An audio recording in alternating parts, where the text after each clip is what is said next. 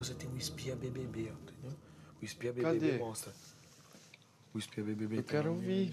Não tá dando. Mas não é outro lugar? O Bruno, volta. na hora que leva.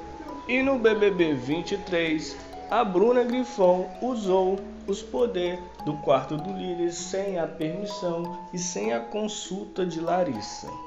Ela convidou Gabriel e Cara de Sapato e MC Guimê para o quarto e acabou usando os poderes do líder e até desperdiçou um poder que é de revelar os votos que sofreu, mas esse poder só deveria ter sido usado amanhã porque não teve votação ainda. Então ela acabou desperdiçando um poder e quando Larissa descobrir vai ficar revoltado com ela.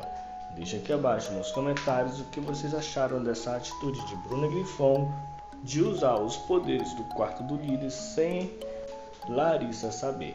Se você gostou do vídeo, já vai deixando aquele like que daqui a pouco tem mais vídeos de BBB e tudo que está rolando na casa para vocês.